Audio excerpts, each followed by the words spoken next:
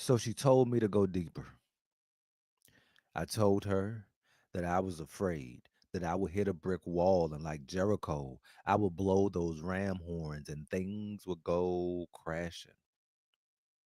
So she told me I had so much to release from my psyche, and all I could say was, really?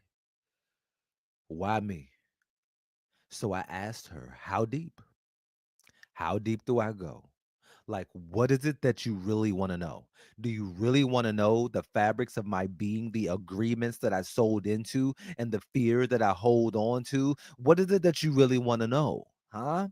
Do you really want to know that I held hostage a 9-year-old boy who I never let go, who I never let grow like Peter Pan? He was stuck in Never Never Land, never living to his full potential, never blowing the righteous whistle, never confronting life's dirty little issues, never speaking because he hated the sound of his stuttering, never raising his hand to answer that math question for fear of the self-assuming lack of intelligence, never standing up against his daddy's drug-induced backslaps and heinous attacks, never leaving that living room window cause mommy, daddy's coming back, right?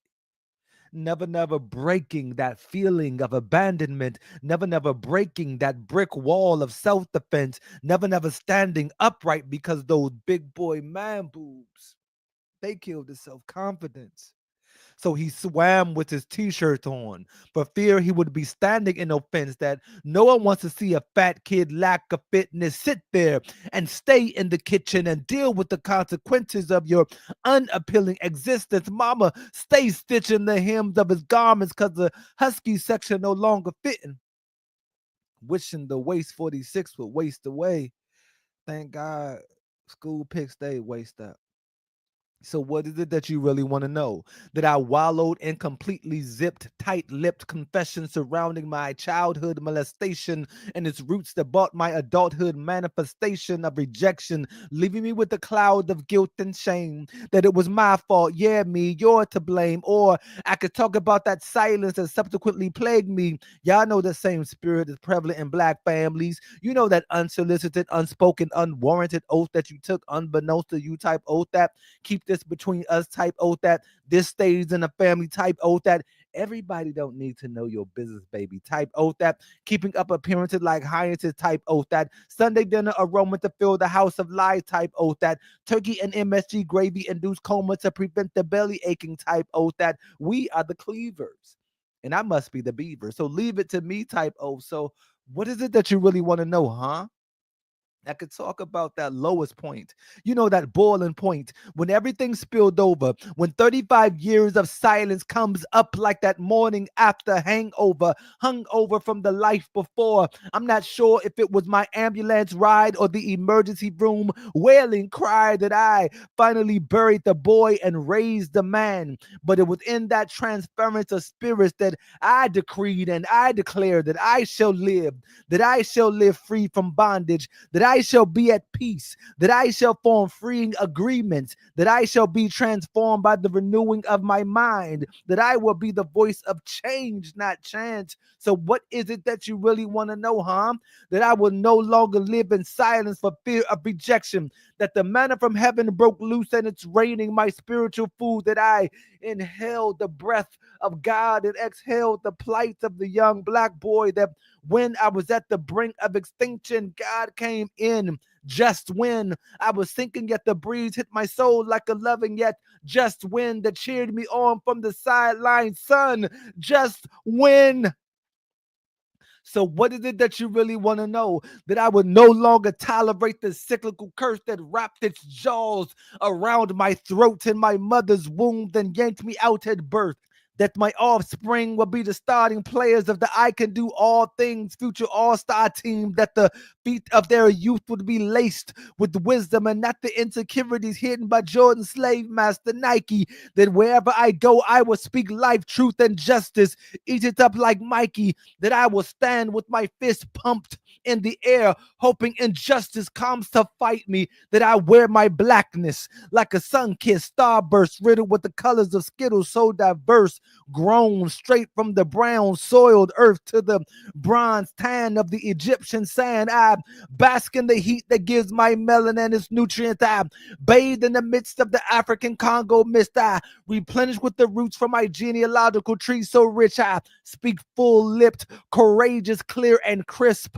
My black power will never again be at risk. I yearn for the ancestral knowledge that the history books conveniently miss. My thirst for heaven's righteous glory will never again be quenched. I drink from the living well that makes all things living well. So what is it that you really want to know? This is Book of Me, and the chapter has just been one.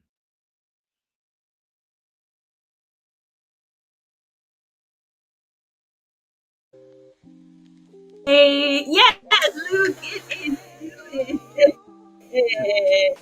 Happy National Poetry Month. What a way to open the show. If you know, Well, you know. I am with you, your co-host, and I'm here with Ludicus. What it do? what's up? What's up, man? Well, I don't think we ever had an opening like that. Jesus, man, I almost walked I over. I don't think almost so forgot we either. were doing the show. You hear me?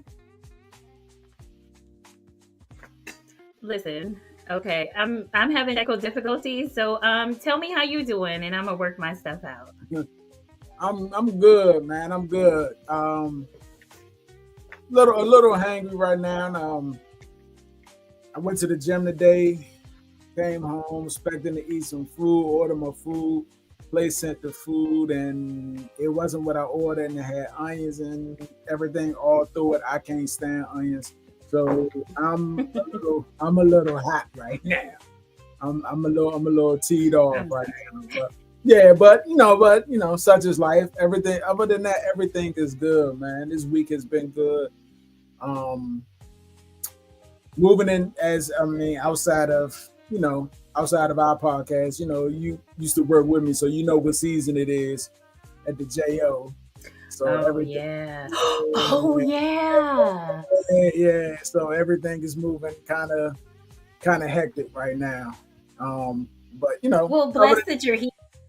'Cause yeah, yeah. yeah, yeah, Yeah. yeah. Oh, okay. Everything is good though. I'm, Wonderful. I'm, I'm That good. is I'm good to moving. know. How are you? I'm good. I'm not good. And it's uh, okay that you're I've not. been you said what? I said it's okay that you're not good. Yeah, and I'm trying to give myself grace with not being good because that's like, you know, it's a parenting thing, an adulting thing, a woman thing, where you always feel like you have to show up as your best, highest self all the time. And I especially feel that way as like an event host and performer and stuff. And people are like, oh my gosh, I love your energy. So I feel the pressure to be in good energy all the time. But I didn't realize I've had a lot on me. I've had a lot of pressure on me, and like the girls that are at a pivotal time in their little lives, and there's a lot to get done. And we're going to talk about it on the after show. But I literally snapped this week. Um, so Hmm. yeah, I feel very humbled by the experience where sometimes I'd be thinking, oh, I'm so close to God and look at me so holy and zen and like, wise. But then man, I snapped. I had a bad episode, a bad temper situation. So I'm feeling really like, okay, God, that is a warning sign that I have some things that I need to work on. And honestly, what I need to work on is my hatred for men. It's still there. Wow. Yeah. And this is interesting. It's National Poetry Month, and we have one of my like best. I didn't see the garbage man again. Oh, Logic, thank you for bringing that up because I did have an outburst with him. And I was watching something like one of those self help YouTubes, and they say if it's hysterical, it's historical. So if you're snapping on people and blowing up, it's a trauma response that's probably from your past. And I keep, I'm talking to God about it, about what is it in my past that's bothering me and what is the stronghold. And it's definitely related to men, and it has to do with the death of my brother and, my dad, and kind of feeling like unprotected. And then seeing stuff happening in the world like Shannon Sharp and his ridiculousness, and how men don't seem to be covering or protecting women, and knowing that I'm out here with my girls and stuff. And I actively work on this. I actively go to God about this. I'm actively in therapy. I actively write about this. This is my whole thing. I'm still not there. And maybe it's God slowing me down, because for a second, I was like, I should date again. That'll be fun. And then, yeah, I blew up on this man on the metro. We'll talk about it after the show. And I was like, maybe that's God being like, oh no, you still have too much bitterness in your heart. So I'm having a really dark week, realizing I'm not where I thought I was in healing perspective. And maybe that's okay, because I just need to sit with God a little bit more and like get there. Give yourself the space and grace. It's okay to Yes. I had to learn, like really learn. Like I used to always hear the cliche, saying it's okay to not be okay and things of that nature. And I kind of understood it, saying by just by hearing it and saying putting my own self assessment on it. But living it is something different. You know what I mean? It's Yeah. something going through it is really something different. Like you don't give yourself the grace, you know. Yeah, shout out Logic said we definitely are here for you. You are And that's how, thank you. Well, so, and that's why this is very, like, I appreciate this, because we're the topic that we're talking about has been triggering for me as well. Like, this is part two of, we were doing The Boys Are Not Okay, and we right. talked about the miniseries on Netflix that kind of touches on like the culture of misogyny and what it's doing to little boys, right? So I thought about that where I have all this bitterness, but I also have like, I'm here with three married men who are taking care of their families and wives and stuff. Like, there's Logic, our producer. Shout out to Logic. There's you, Lou. We've been friends forever. And then our guest today, who opened the show with his poetry, is Randy. And we have been friends since I've been 19. This man knew me before I was married, when I was married, after. We've collaborated on events, on business ventures and stuff. So God always shows me good men. He shows me men who are doing what they're supposed to do, or at least striving for that. And that always has me standing outside of the door of misandry. And I think God is pushing me like, you need to move back further from the door. You need to have more love for men. And right now I ain't got it. But I have it for y'all. So welcome, Randy. Hey, I hear Oh, you, what's homie. I hear you. I hear you. I hear you, and I see you, and I respect where you are in your journey, in this walk, in this You do? figuring it all out. Oh, I respect it. I respect the Yeah. authenticity. And it's like, and I feel like that's all we need Yeah. is a little bit of, if people can just come as their authentic, true, unfiltered selves, we find so many creative solutions and strategies and ways of Yeah. healing and coping. So I love it all. Yeah. Thank you. I that's appreciate it, because I Yeah. do it on purpose, because I think that especially people, it's weird on social media when I'm writing certain poems or whatever, but I let people know when I'm feeling bitter toward men or toward a situation or a subject, so you know what the temperature is, and that I'm struggling with this right now. And I'm just grateful I have a safe space of dudes who are like, we feel you, all right, like it's okay, because when I get on my I hate nigga stuff,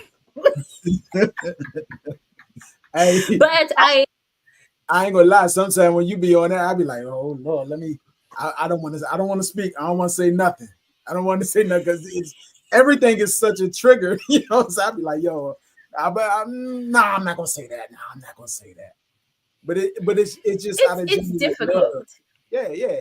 It's out of genuine love, and um I don't want to intrude, you know what I'm saying, intrude and make things worse. You know what I'm saying? Worse than what they are. Yeah. You know what I Yeah. mean?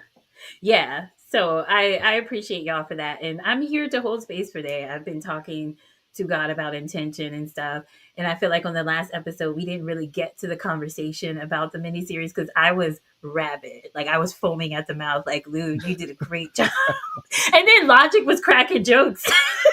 So when he pulled up the balloon, I watched that back. I was like, this conversation got derailed. So yeah, I'm here to hold space for you guys. I'm so excited about this conversation. And Randy, like we're ready to hear more. Like tell us about that poem though. Now this was something that I believe you pulled out of me. I still remember that conversation, and it's like there are pivotal, can't say that word, pivotal moments in your life that you just don't forget, or moments that just stick with you. And that was a moment that stuck with me. I still remember I was over at my apartment over there in Northampton, shout out Largo. Um, and we were in my car, and we were just, you had a conversation. We said, okay, like, Randy, this, you basically said, let me hear you, like show me who you are in your poetry. A lot of my stuff is feel good. A lot of my stuff is more It's outwardly positive. based. It's like Yeah, it's positive. Yeah, it's positive. It's more focused on community and focused on other people's healing. But you encouraged me that night to focus on self, go deeper. And I asked you, well, how deep do you want me to go? Like that's literally what I asked you. And I built it into the poem. But it really is a honoring of my old self.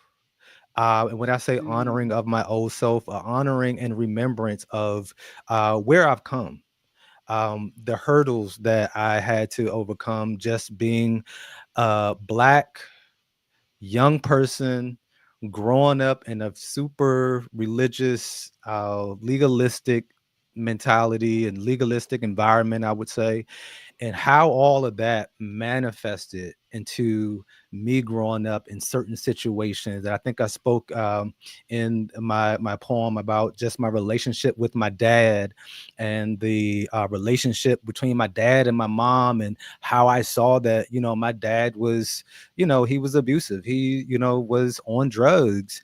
But still, even after I saw, the physical abuse, I still yearned for my dad. It was like, mommy, where did daddy go? Wait a minute, daddy, I need daddy around. Yes, I know daddy is off the chain and daddy is toxic and daddy has presented trauma, but at the same time, as I didn't understand what trauma was. I didn't understand that I was mhm. actually engaged in traumatic situations. But still, at the root of it all, I missed and I yearned my dad. I missed and I yearned having a father figure home and present. And so it was a bit of back and forth with just that conflict in my head of seeing the distress that my mom was in a relationship, but still missing that bond and having my dad in the home. Also talking about childhood obesity. I mean, that's something that Mhm. for kids can be super traumatizing, especially if it's in an environment that isn't supportive, that isn't, supportive of just body positivity, that type of thing. And being Yeah. a Black Black youth, folks be so fat wait a phobic. minute. They be so fat focused. But being a Black young person who loved to swim and who loved to be in the pool, but was so ashamed Mhm. of my gynecomastia, it's an actual thing that a lot of Black youth go through. And they call it man What is boobs. that? Gynecomastia Oh, okay. is man boobs. And having man boobs as a youth who just wanted to Yeah. swim. But as soon as I took my shirt off, people are making fun, they're joking, they say, oh, you got girl titties, yada yada yada. And like all of these things just impacted my overall well-being, my confidence. I also had issues, and I mentioned it in my spoken word piece, of stuttering. I mean, the stuttering Mm-hmm. A can be contributed to the trauma that I experienced. And so I didn't like to speak in public. I hated it. It almost made me sick to my stomach to have to speak in public because of the fact of my stuttering. And that was something that also was traumatizing when I'm asked to speak in class and I didn't want to speak because of my speech impediment. And so it goes on and on and on, how all of these childhood traumas, these little micro things that happen in your life, shape who you are. On top of the legalism and needing to show up perfect and needing to show up whole and healed, even at like 14, 15, we supposed to be there already. We're in church all our lives. You're supposed to be there. Wait a minute, I'm just living my life. How do you expect me to already have my stuff together? But that was that performative situation that I found myself in, which caused guilt, shame. It caused hiding, my true self, being ashamed of my true self. And that poem was sort of like a nod to my past, but also a nod to my future, and what I plan to instill in my son. The values and Yeah. principles that breaking that generational curse that I also spoke about in the piece. Breaking the generational curse is showing up. What I'm saying, is going through the healing journey yourself. And that looks like ups and downs and highs and lows as well.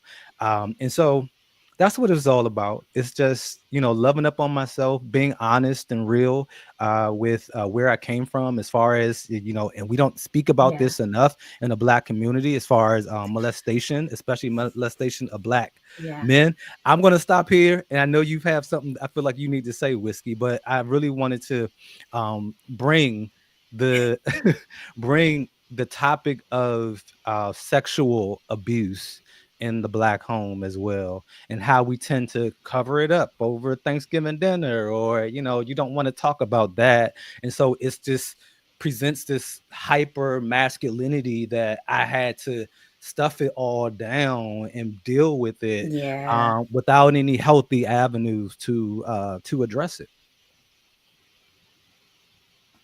We'll get into it. Like, Logic, take us off the camera and let's just let you talk because everything is so good. I don't know what to cover. I mean, I I appreciate the poem so much and what you just said so much because being in relationship with men, with Black men, and when you mention what women go through, like the DV rates, you mentioned like most Black women, most people have been abused by someone. So when you talk about this openly and freely, it comes up, and men will say things like, what happens to boys too?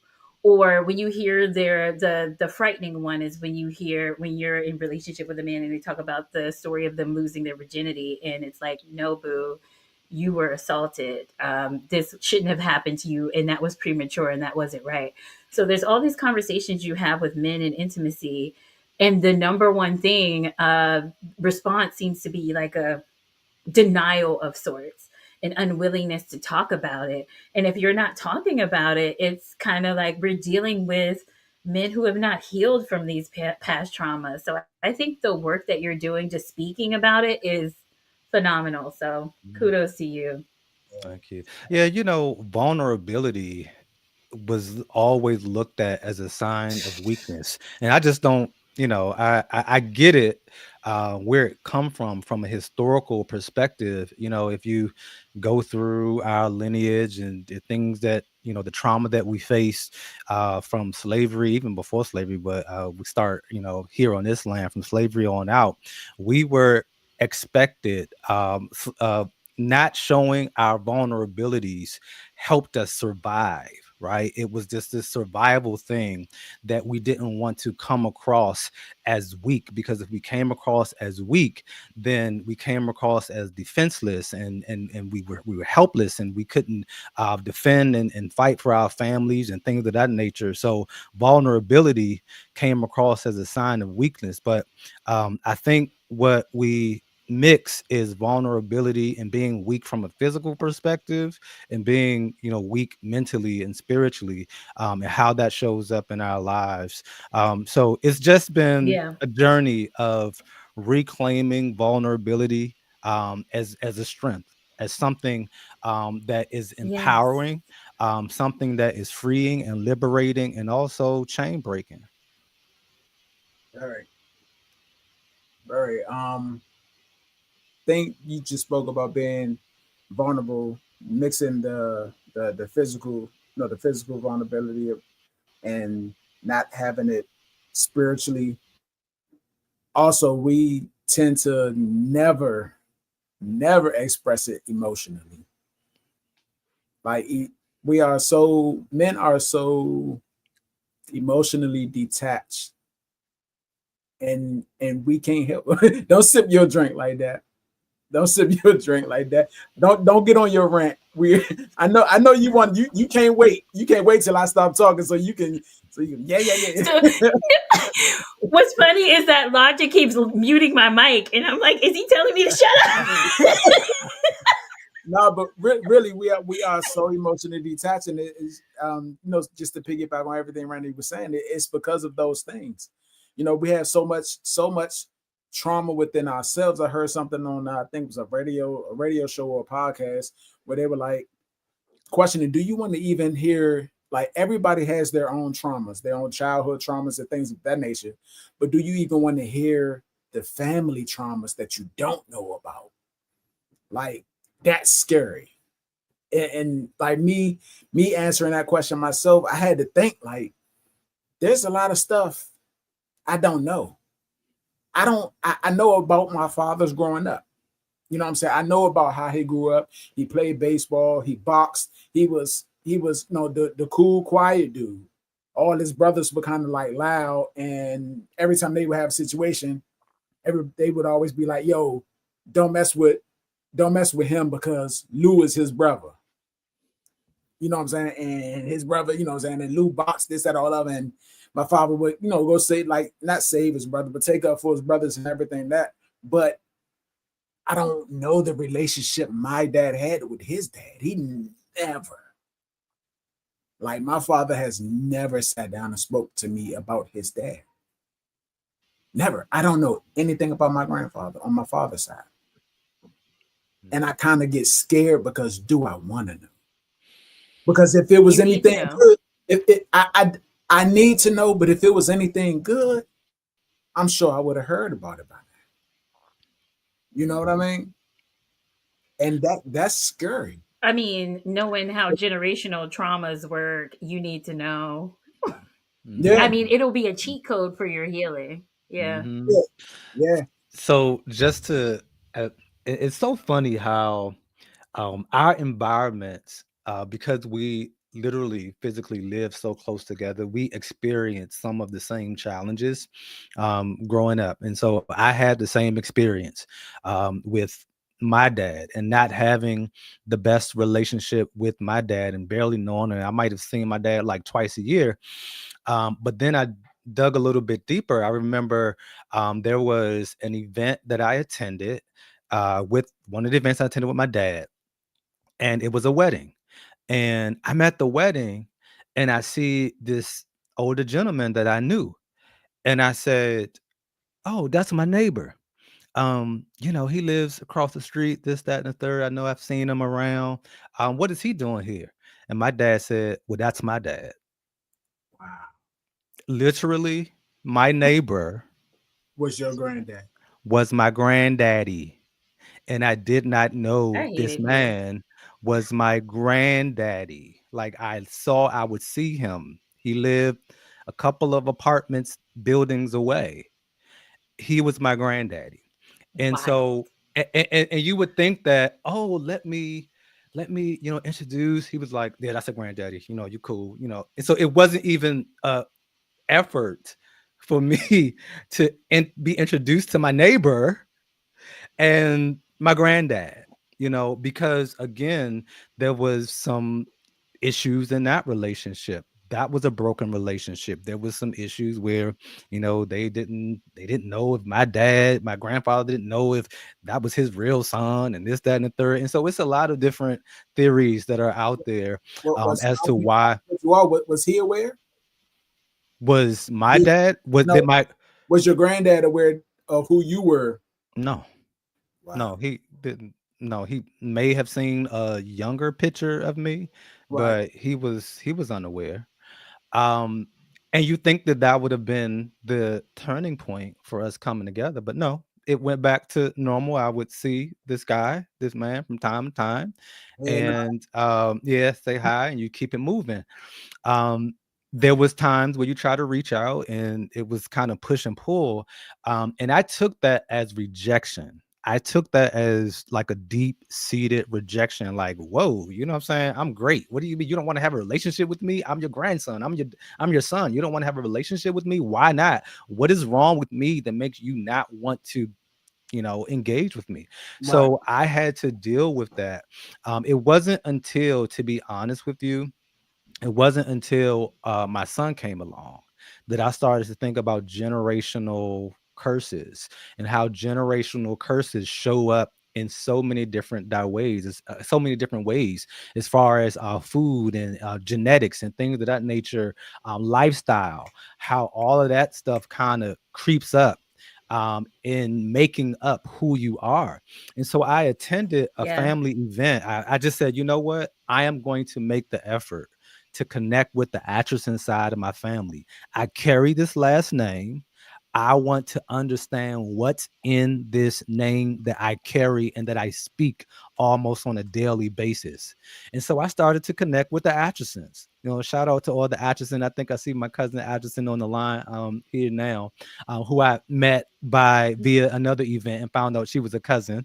But I started to connect with the Atcherson. And then I found out of so many different things that side of the family were going through, as far as diabetes. Diabetes on the Yeah. Atcherson side runs rampant. There's so many people that I found out has gone blind on that side of the family from diabetes. And Mm, so Yeah. these type of things, even though the relationship might not be intact, that's the generational curse breaking when you intent and when you make the effort to understand why our parents and grandparents acted and moved how they moved. And there was a book that I started reading called The Let Them Theory. Awesome book. I Oh can't really, yeah. yeah, the Let Mel Them Theory. Robbins. Yeah, Shout Miss out. Mel Robbins. Shout out to Mel Robbins. It really is about, you have to let people show up how they're going to show up. There is no changing of nobody. We can't change Yeah. anybody but ourselves and our responses. And so I had to take that same theory into my family. And my dad showed up how he showed up. And it wasn't until on his deathbed that I was called in to, handle his affairs. I hadn't seen him in years, and I found out he My was getting ready to gosh. die. Found out he was getting ready to die. And so I'm like, okay. So at on his deathbed, let it all out. I mean, I sat with my dad. He was unresponsive, basically in a coma, but I still took that opportunity to let him know how I felt. And the wild thing was, in a coma, tears started flowing down his face. mm, Right. Yeah. And so that was my sign that he was apologetic, even in his coma. Yeah. He understood my hurt. He accepted where I was as far as our relationship in that coma. And so I encourage every black male who hasn't been able to forge a relationship with their dad or their dad's side of the family to, let them show up how they're going to show up, but then you show up different and you make some moves that And also go to bridge the therapy gap. And while you're also on this journey. yeah. Yeah. Go to therapy because I from what I understand, friendships, relationships with men, there becomes a reckoning with your father at one day or another. And usually, like, it happens during adolescence if your father's in the house with you. But if you're kind of separated from your father or he's emotionally neglectful, whatever, then it becomes like an adult reckoning. But one thing I've noticed is that as this is happening, where it's like, okay, it's time to square up, tell them how I feel. If you are not doing this with a village of emotional support around you or with therapy, then it can turn into violence. And Randy, we've had these conversations about how the vulnerability of men can lead to violence. And as a woman who creates intimacy with men, I've been at the hands of a lot of violence emotionally, physically, sexually because of these things. And it seems like such a women want to help in the healing process, but it can be so violent there, and the onus is on the man to understand that once you start doing this work and generational work, you gotta go to therapy or you gotta read some books and you gotta regulate, you gotta do something. Hmm. Yeah. Listen, I was big Hillcrest. You remember me? I was president of the board of directors for Hillcrest Children Family Center, a Right. mental health organization, Just and medicating, I had distracting not yourself. sat on, I had not sat in anybody's chair being the president of the board of directors for a mental health organization. And so it's this almost, it's not me, again, I'm okay. And we show up, Miss Price, she called it the walking wounded. Like we're walking, but we're definitely wounded, and those wounds have a Yeah. way of coming up in the most inconvenient times in the times where you was like, whoa, where did that come from? And so Yeah. I had to actively I kept getting sick at work. I kept feeling like I was going to pass out. I kept having these heart palpitations and things of that nature that was Mm. happening, and it was all anxiety related. It was just my anxiety was so through the roof, and I had no clue. I'm thinking I'm fine. I'm telling my doctors like something's going on medically, and my doctor looked at me dead in my eye like, Randy, you're okay medically. It's your mentals that you need to go Yeah. and see somebody about. And it was that transformation, that aha moment, again, another life moment that happened that I would never forget. The doctor telling me when I was in that emergency room having a whole anxiety attack, my doctor is telling me, you need to go see therapy. And See that was 30. the beginning. That was the beginning, and it was rough, Yeah. and it still is rough. I mean, it's not. It doesn't get. Yeah. Oh, therapy Um, sucks. you're never going to show We up in a tired of therapy session healing. like, oh my god, I can't wait to go to therapy. Yeah, it's No. always this mirror that I'd be like, is. "Oh, I'm the villain today again. Great, let's talk about it." Shit, like when is it somebody else's turn to mess up my life? Can we blame somebody else? I do want to say that you were in a doctor's office and they gave you like they were telling you that your physical symptoms are the result of this anxiety. I want to point out, and this is why I work with women and I try to have patience and grace for women because a lot of the time anxiety manifests, especially in Black culture, as anger. So this anger that sometimes women feel like we have to deal with when we're in relationship with men, I want men to listen to that because you said something important. You said like I have to fix it. Like this is happening. There's a process that happens in the healing journey where you have to understand who you are for real and be like, oh, I'm not showing up great. Am I the asshole? Yes, you are. And I feel, you guys tell me if you agree or disagree with that because Lou, you had talked about how your therapist had said like you had main character syndrome. And I feel like because of how men are socialized, sometimes you guys miss that you're the asshole. And it takes a long time to be like, hey, you're a terrorist.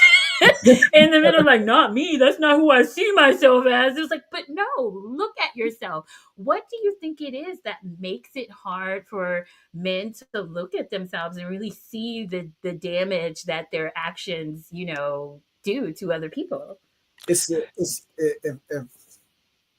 if I had to put a like short answer, it's hard to look in that mirror. Like Randy said, it's hard to look in that mirror. Seeing anything bad within ourselves is a strike to our ego. And the ego is like the ego is one of the things that is one of the only thing that a man has full control over that nobody else can. I can't say they can't strip it away. They can, you know what I'm saying, with words and things of that nature, but you only can do that if I allow it. You know what I'm saying? Like if with my ego, as long as I keep it strong and I'm headstrong and everything, there's nothing you can say to me that can take, you know what I'm saying, that can take, you know what I'm saying, take away from me being him. You know what I mean? So going to therapy makes you look at that. And it strips Okay. you, it strips you of that, and it forces you to look at how awful you really are. I mean, nobody wants to be told that they're awful, that they're bad, See that they're it. bad. Right, Look. right. Nobody wants to see their flaws. You know what I'm saying? And It's just it's not to get away from the subject, but it's almost the same as like what we do with social media. Everybody don't post who they are. Mhm. They Oh, post the wins. You know what I'm saying? Nobody really. I mean, you have some yeah. people that get on there and they're crying out for help and everything, and everybody ignores that. They ignore the cries for help. They might get a few comments, this, that, or whatever, but Yeah. all of the unimportant shit, the wins and the, you know what I'm saying, they got these shoes, they got this car, they going on this trip. That's the stuff that's important on social media. And nobody, you know what I'm saying? No, nobody's flawed if you let them tell it. Every relationship on social media is perfect. That's my Yeah. man, my man, my man. That's babe, this, that, all other. But behind those posts, he's beating your ass, mm-hmm. or she's, you know what I'm saying, she's out here, you know what I'm saying, on the strip, you know what I'm saying, this, that, all other. Like to have to really see that in therapy and have somebody else to see it for you. As a man, we don't want that. You know, I hate to continuously go to the church and religion, Uh-oh. No, but that's it. Talk about it. but and this is my perspective, and I have heard this perspective from other black men, is that it's hard for us to accept that we have issues when you are somebody like me who was raised in a black home with a single black mama and surrounded by a whole lot of black women who did nothing but praise me. When I say nothing but praise me, they did nothing but praise me.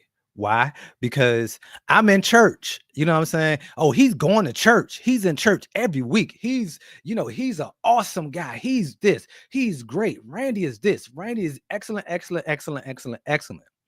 Why? Because you don't see a lot of black men like me, right? Let's be real. It's not a lot of black men who is in church 3-4 days a week and doing all this great thing. So when there is somebody that comes in the family that's not on the corner selling drugs and not, locked up, not doing whatever, then that person is put almost on a pedestal. If that makes any sense. They put Yeah, this person absolutely. like, It wow, makes total you sense. you are It just makes an total amazing sense. person. And only because I was in church. Now, don't ask me what I was doing outside of the church, and they don't care about that. But because I was in church, I was a youth minister in church. I had the youth choir. I was in You were church an elder. I was an elder. I was an elder, right? And so you are put on this pedestal, and nobody knows the real you, and you continuously put on this facade for everybody else until you get in a relationship. that Mm. requires you, the mask, to be uncovered and the realness set in about who you really are behind closed doors. And it is traumatizing for your significant other or someone to come and say, hey, you this, you're that, you know what I'm saying, you're shady, you're abusive, and you're like, what? No, I'm not. You know what I'm saying? Yes, I might have pushed I'm you, you know what perfect. I'm saying, I didn't smack you, I just pushed you, you know what I'm saying. And so it's just like we we were raised in that conditioning, the level of conditioning. When you do something, I just remember all of my aunties saying, give that man a plate, fix his plate first, you know what I'm saying. And so I'm just, put on I this I, type of I can't hold it in anymore. pedestal. I'm sorry. I'm I'm so glad you said this because this has been my conversations with a lot of my male friends. And as I've described this phenomenon, I've said to a couple of my friends, Black men are socialized to be narcissists. That's how it begins. It's either you're told you ain't nothing and it's never about you, or you're so praised and you're so glorified because you do one thing right.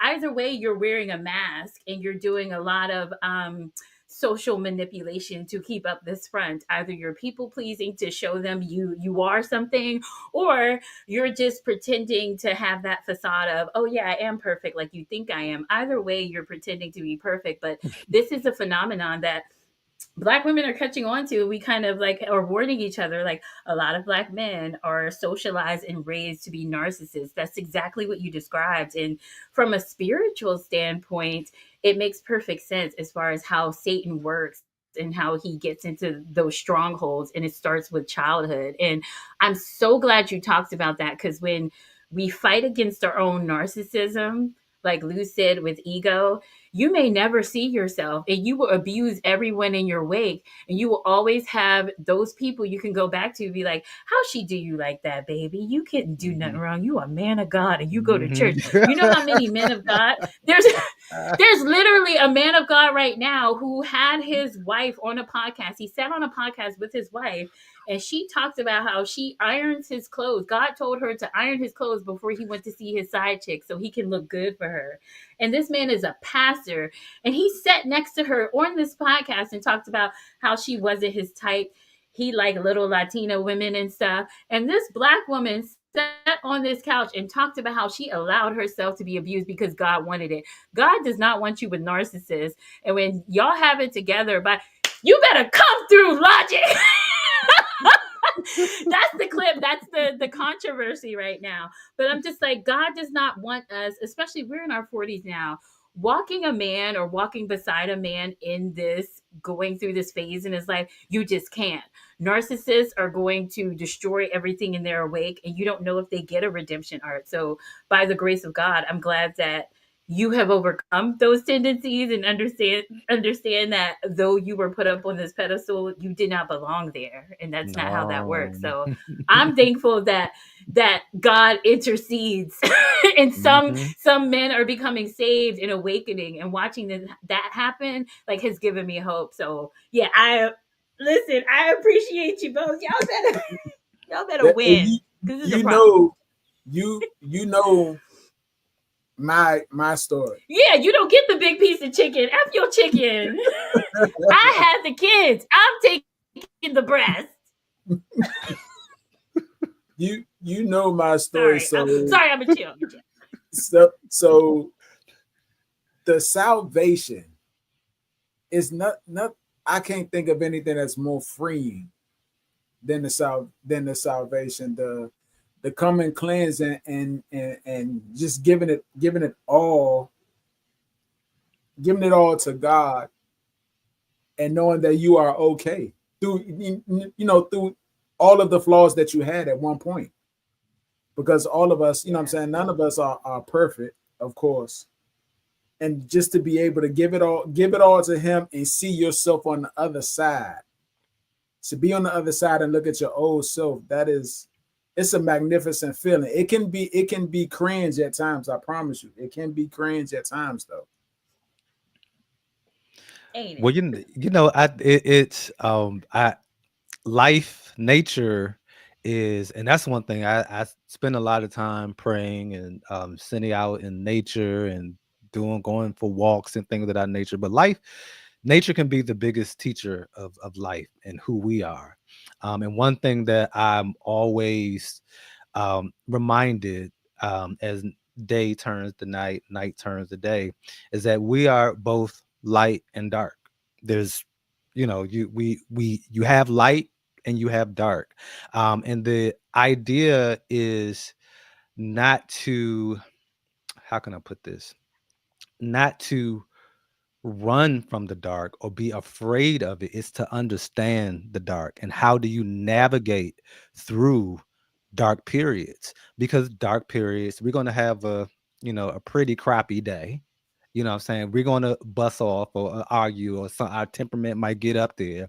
It's going to happen. So to avoid it is to um relieve yourself of almost all humanity. Like, you can't avoid having those moments in life.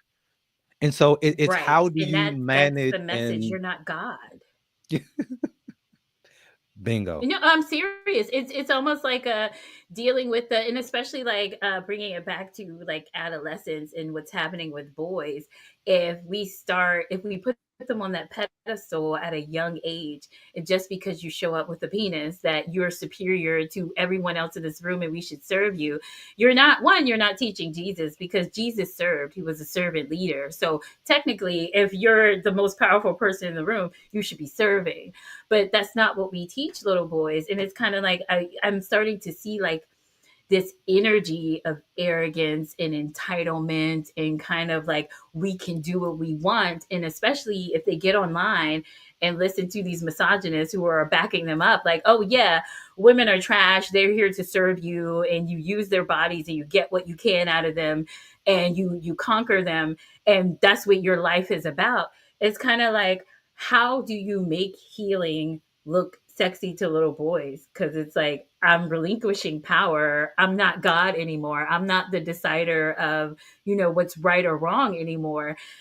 How do you appeal to, the youth about, escaping this kind of misogynist rhetoric and realizing that you are human, you are going to mess up, and you have to treat people right?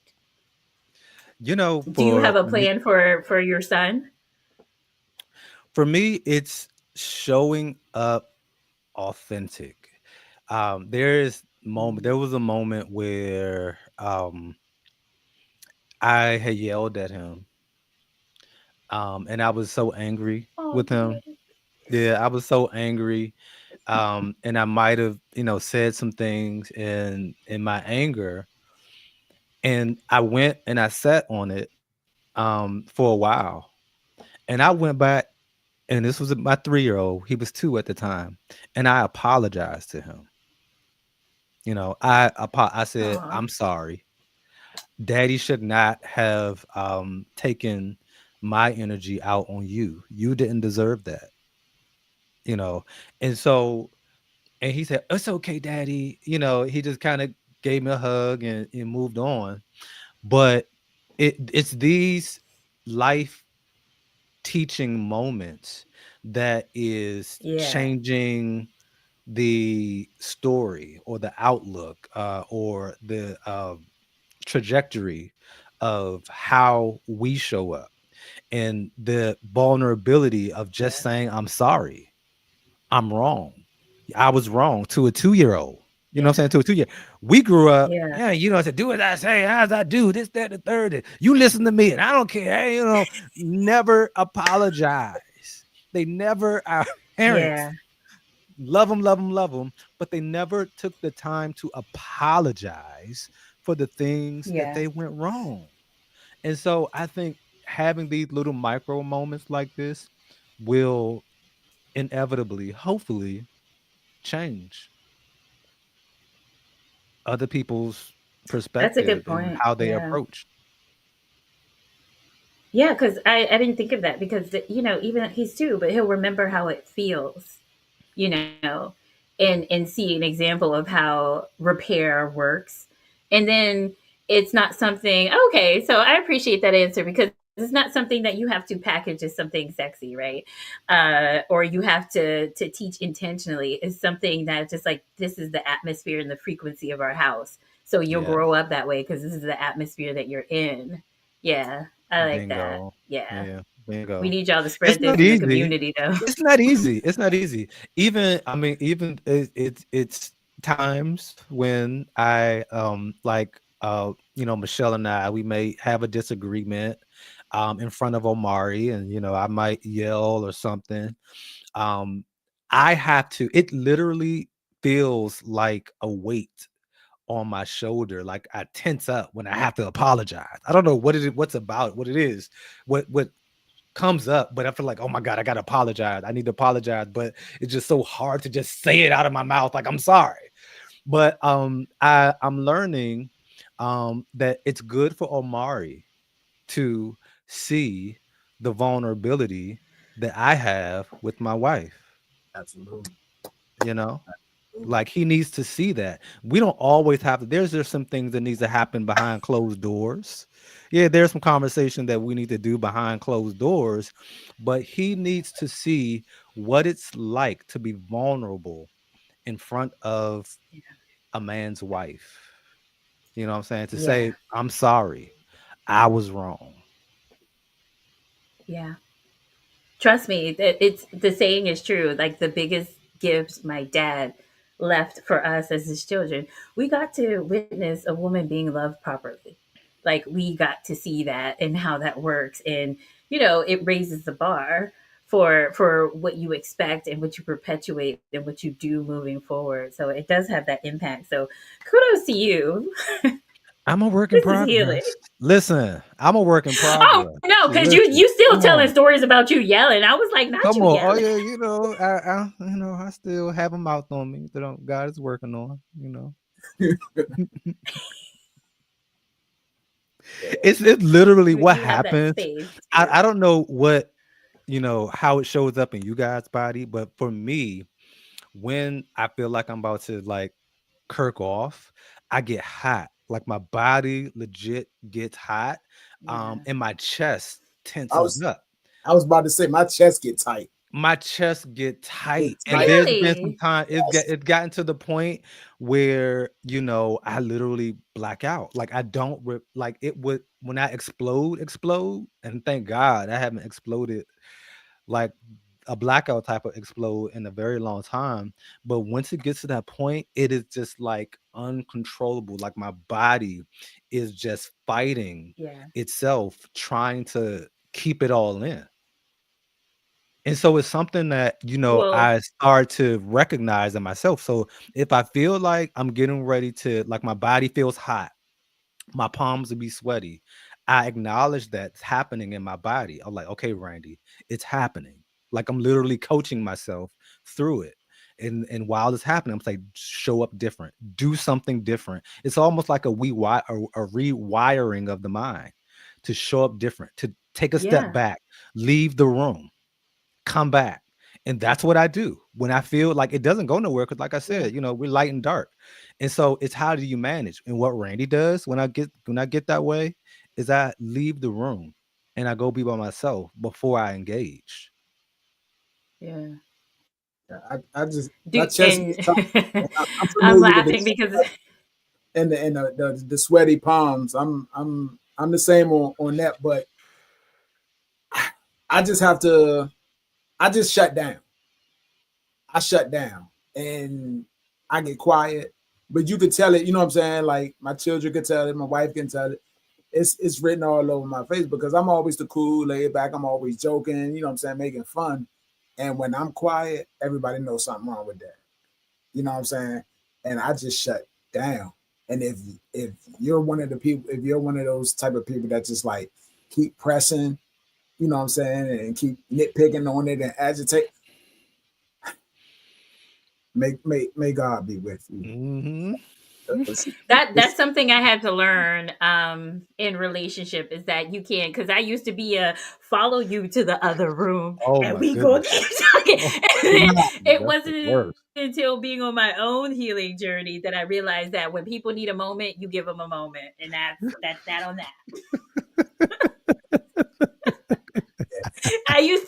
that's a dangerous game. But I'm glad that it's something that you work on and coach yourself through, because that angry dad energy does Oh, so much damage. oh, oh. And what it does to girls, oh my gosh, Hmm. it does a lot of damage. So I love that you talked about the relationship between the mind and the body, because you have to be aware of what's happening to you.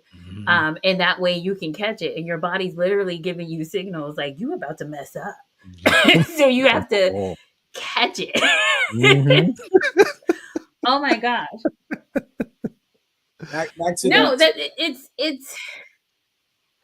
Go ahead. go What ahead. you about to say? No, I'm just about to. I was just about Oh to. no, you know. I was just about to just shout out to Randy. You know what I'm saying, again, on the communication, and you know what I'm saying, the being vulnerable in front of your son, man. That is something that is so absent for Mm. Black Yeah. fathers. I mean, it's absent in fatherhood, period. But in Black fatherhood, it's even worse. Yeah. So I definitely commend you and Yeah. appreciate that. You know what I'm saying, that you do that, man. Really. Mm. Mm. Um, creating, showing children what it's like to create safe spaces and communication. Yes. Like, God damn. Hmm. Like, like, why Yeah. are And that's why do we struggle with this? Hmm. It hurts, man. well, that was the other thing, is that, like, Lou, from what you said earlier, it sounded like there was a little bit of like emotional neglect, like your father was there, but there was like a disconnect. And then with Randy, like your father wasn't there. And I know that what happens, especially my sister has boys, is that there's like a phase you may go through where it's like you're surrounded by all these women who are taking care of you, but the father's not showing up the way you want to, but you start to resent the people who are showing up for you. Do you feel like you Hmm. went through that phase, Randy, where it was just like, I know all these women are paying the bills and treat me like a king, but I hate them? Because I think that's the thing that single mothers battle, is like there, it turns a point where your son just hates you, and it's like, how did we get here? Because I am a woman taking care of you. Well, it's we're missing something. I mean, I don't care how you slice it. We're missing the other piece to who we are. If your dad is not around, that's a whole nother piece that you're missing. And so the parent that's left standing is a parent that is taking the brunt of the feelings of rejection and abandonment and Yeah. everything else. It's just like, it's Yeah. unfortunate, but the parent left standing is the one they're picking up the pieces and taking the brunt when there is that I hate you moments, right? I remember, my mom, she raised us in, like I said, a pretty strict home. And I would say that all the time, like, I wish I could live with my dad. Like, I would say it in my head. I didn't, maybe a couple of times I might have said it out of my mouth. But I would say, I wish I could be with my dad. My dad this and my dad that. But I hadn't had a relationship with my dad to know that my dad was out there willing and dealing. My dad had a Yeah. my dad had an ice cream truck. Y'all know what happens on an ice cream truck, right? So my What dad had happened an on ice the cream. ice cream truck? You don't know what I mean. That's where you sell all your stuff on. Back in the day when you selling, Oh, like, you hustling. okay, okay, Yeah, Yeah. okay. it wasn't just the ice cream truck. Yeah. And so, you know, my dad, he would show up, ring his little bell on the ice cream truck, come to my neighborhood, and my dad was the best thing ever because he had an ice cream truck, and he would come to see me like once a quarter or not even that, with the ice cream truck. And I asked my mom, my dad was like, yeah, I'm gonna pass the truck over to you and you can come work on the ice cream truck. I told my mom, I said, Mom, I want to go work on the ice cream truck with my dad. And my mom was like, absolutely not. And I was so upset at my mom for Yeah. taking away an opportunity to spend with my dad. And because I'm a natural Mhm. hustler, I'm a natural entrepreneur, to make money. I'm like, I could be with my dad. And so she took that in my head at the time. She took that opportunity, though, he probably had some things. He probably was hot on the truck. I didn't think about that. I didn't think about that. That was my dad. That was my dad right there. I'm telling you, legit. And so perfect timing. But it's it's like you missed the Logic. opportunity. You're fired. Ozzy the goat, man. Best producer. Ever. Goat. Yeah, yeah. So the Well, it's my mom interesting because became the the new villain, you know? parenting hack. Yeah. Well, that's what I was gonna say. The new parenting hack is like, unfortunately, when the fathers show up so sporadically and they don't follow through and do a lot of future faking, I'm just like, sure, yeah, you go do that and then let them drop the ball on their end. It's a risky game, but for the most part, Mhm, when the father's not like involved, there's like little hacks and stuff that you have to do as a mother so that you're not covering for them, but also you're kind of avoiding the brunt of that. Like, I hate you, mom, but they call mhm, it the magical parent.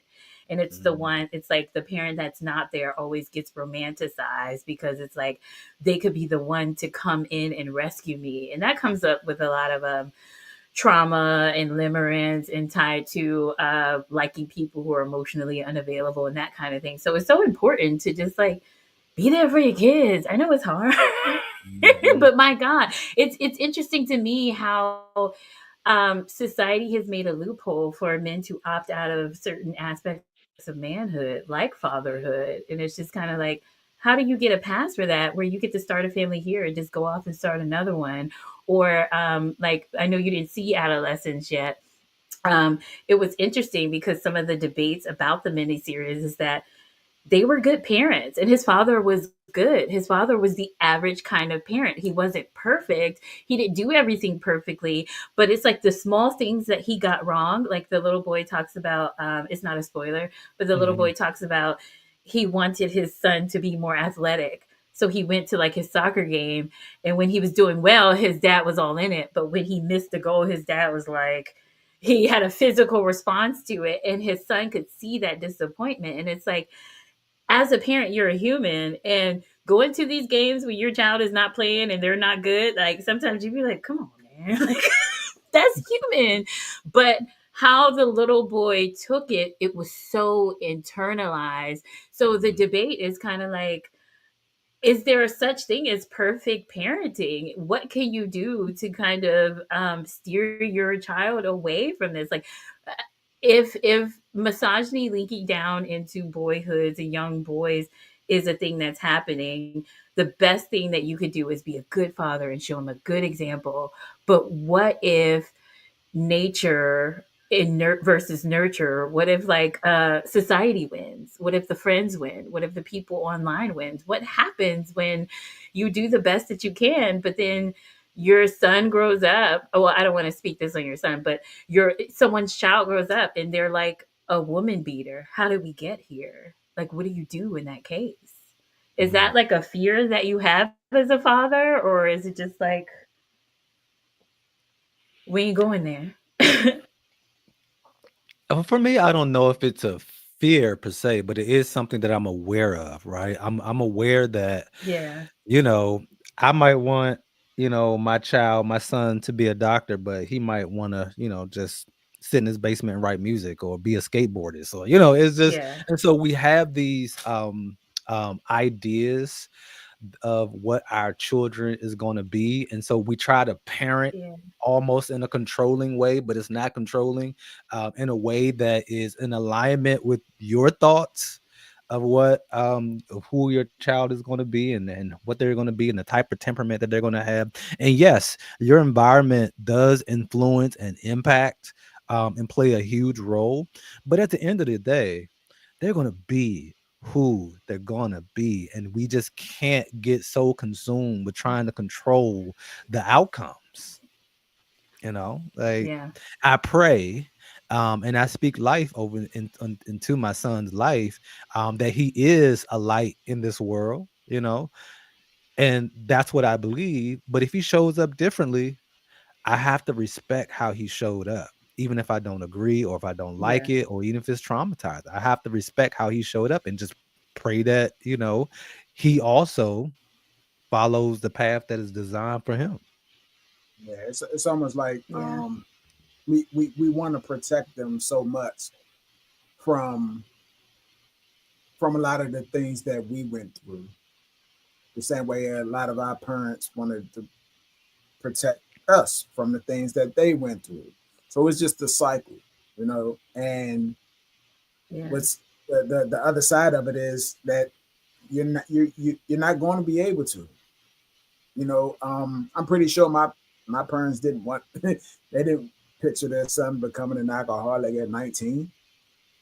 You know what I'm saying? And they Yeah. they didn't vision that. They didn't raise me for that. That was nowhere. There was nowhere in my upbringing where he's gonna become an alcoholic at 19. Nowhere in my upbringing. I was a military brat. I traveled the world with my dad in the army. You know what I'm saying? Like how? Yeah. You know what I'm saying? How? Society, I don't want to say society always wins, but in the nature versus nurture conversation, society kind of has the upper hand majority of the time because there's so many. Satan has. Yeah, you could attribute I it to mean, that. I this stuff is demonic. Like the way it seeps in, the way it's so prevalent. Like it's no gender war. Like there is a violence in men that is trickling down to boys that is now a big problem. Um, and yeah, I guess I appreciate you guys holding space for this conversation because I think it's a thing that women get gaslit about a lot. So a lot of us are happy that this mini series came out so we can look at it um, from a different lens. And I enjoyed the lens that they showed us with the miniseries because they centered men, and unfortunately, I think that's what you have to do to get men's attention.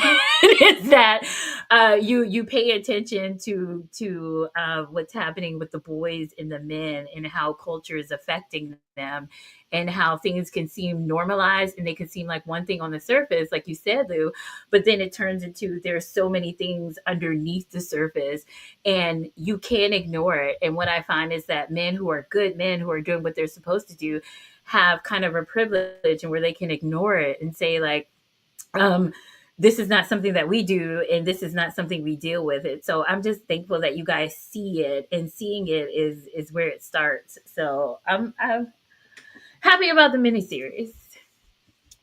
And Oh, Shell says society oftentimes reaches youth much earlier and sooner than parents think that they're reaching. So the subtle seeds are sown in early childhood. Yes, indeed. yeah. Yes, And indeed. that's like talking about, your poem and molestation and stuff. It happens like with children. A lot of that stuff is where the strongholds seep in, and it's difficult when you get older to have to open up those old wounds in order to heal them. And I think that's the disconnect, is that men don't want to endure that pain and all those seeds of pain and wrong things that happen to them. They don't want to talk about it or open up that again. And then we deal with violence and outbursts as a result. So it's just kind of a scary time. So I'm glad that we're talking about this stuff, and it works on my empathy, because sometimes I lose empathy for this stuff because I'm like, you're an adult, you need to heal. But I these conversations have me give me a better understanding of the plight of young black men. So Well, we y'all have good to. or whatever. I mean, it now is the time. I feel like our Yeah, society things, we're not getting any peachy around here in the United States of America. And so we have to undergird ourselves spiritually, physically, mentally, financially. We have to do the hard work within ourselves so that we can sustain for the future. If not, yeah, we're going to be SOL. You know what I'm saying? If we're not really actively focused on our healing and breaking those generational curses and talking about sustainability in absolutely. our communities, that type of thing, then you're going to be left behind. And like what the series said, Yeah, everybody can't go. And that's the realization Yeah, of it as well. Everybody it's everybody just can't go. they can't, But and the, yeah, trust and believe they won't. yeah. They They won't. won't. Yeah. God's not playing around in this season. Don't be praying that prayer like, God, just show me, because people be dropping. I prayed that prayer last night and then something happened today. I was like, wow, okay. I didn't have a week. every But you're every right. I think that's a good. Go ahead. no. Go ahead. Go ahead. Oh, I was just gonna say, I think that's a good wrap up, because the beautiful thing about Randy, if you saw like the description, it's like you do a lot of community work. I think, and let's read this. Thank you, gentlemen, for addressing the pain. For those who don't address it in the most toxic ways, many become abusive to self and others. Agreed. Agreed. And Absolutely. I think the larger work with healing this step is community. And I want to talk about, yeah, all the community work that you do, what you got going on, because I think it's impactful and it's helpful. So yeah, give us the spiel, Randy. Oh my goodness, the spiel. Y'all, I'm working on my elevator speech for everything that I have going on. It's just I'm trying to put it all as concise as I can. But one of the my mission and my purpose is to impact my local community. When I say local community, my folks right here in Prince George's County, and to go even deeper, my friends and neighbors in the Largo area. So we are focused big time on sustainability for our community, ways that we can partner with our local agencies, ways that we can partner with other businesses to sustain our people, to sustain our neighborhoods, and hopefully grow. And so a few things that we have working on. We just finished. Shout out to Whiskey partnering with us at the farmers market. That was a huge success. We hope to bring out the Love My Largo Farmers Market to Prince George's County on the Largo, Maryland area again soon. Up next, we'll be doing a few walking tours around the Largo area. We're talking about protecting our natural resources, water. For some reason, especially stormwater systems, go unnoticed. Is not one of those sexy topics to kind of advocate for. But one thing that we know for sure is that a Flint, Michigan can happen to, and it happens all the time in Black communities around our area. So we want to make sure we're protecting our water because water is life. And so we have a few initiatives that we're working on this year to raise awareness around stormwater. And a part of that effort is the Downtown Largo Festival. Whoop, whoop. That is happening again this year on September 6th. So be prepared, Whiskey, because, we got work to do. When you said it, I was like, that means, hey, you hosting again. Oh, I already knew. I already knew. But I love what you're doing, and we plan to partner on some other things as far as like things that connect you to mental wellness and the body. And we appreciate you. I mean, you guys, Yeah. I love this. Thank you for redeeming Black men in one episode.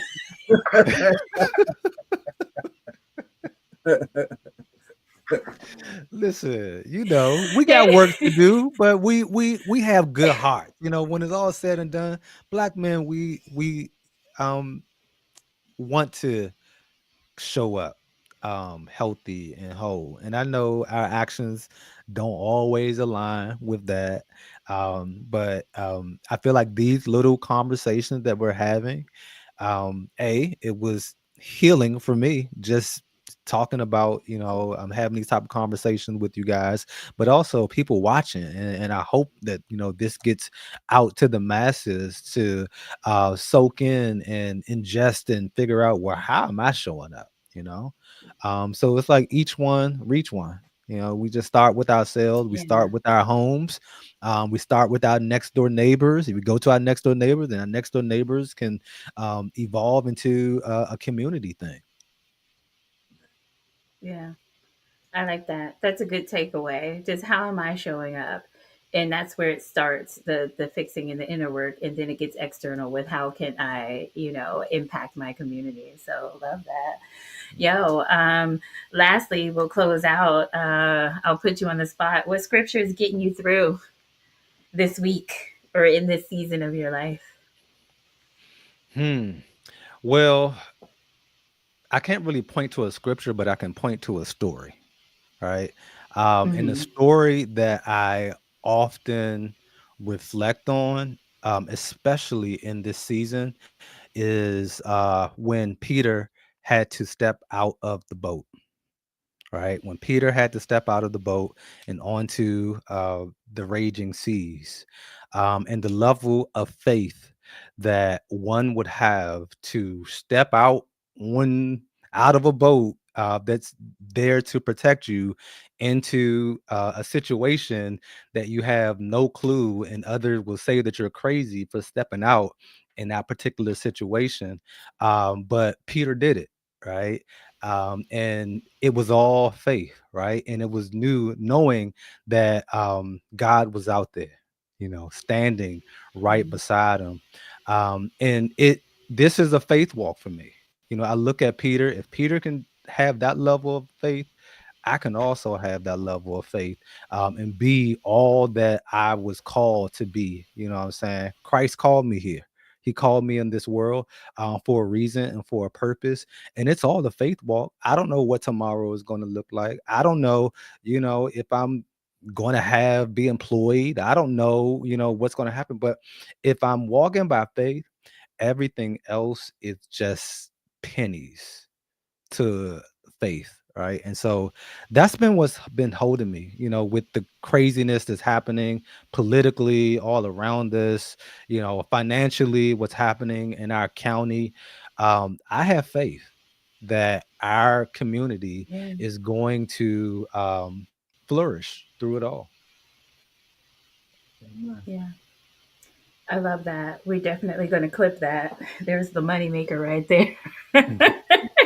Lou, close us out. This has been a dope episode. I'm so pleased. Been a very, very dope episode. I'm gonna close us out with the verse of the day that popped up in the Bible app today. I think it's just so befitting, that we have Randy here. He's a community activist, and the scripture says it's not important who does the planting or who does the watering. What's important is that God will make the seed grow. There we have it. Mm.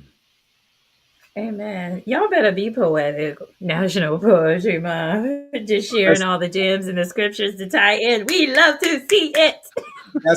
I didn't quote it. That's First Corinthians, chapter 3, verse 7. Yes. Get into it. Well, that's a wrap. That's a feel good wrap. Thank you to everyone who came through, watch the replay, support all of those things. If you want to support the podcast, you can join my Patreon. Patreon.com/whiskey girl DC is what supports the podcast. We do have a producer. We're legit and everything. So shout out to Logic with iRent Network for the work that he's doing, just getting us right and bringing the humor and joining in the conversation. So So good. appreciate I you love all the cameos. so That those much. This little has been cameos are another fire. episode. We have a legit podcast. I wanted to This hop on is a Zoom and dope. make it happen, but Logic said no. This is right. This is next level. People are It is. chomping at the bit to be on this thing. It's, what I'm saying. So we are grateful for Logic for so many Mm. reasons. And I'm just grateful for the friendship of all of you. This has been really uplifting and I can't wait to watch it back. So this has been another episode of the Everybody Can't Go podcast. And we'll see you next time for yet another one. Peace. Peace. Everybody can go.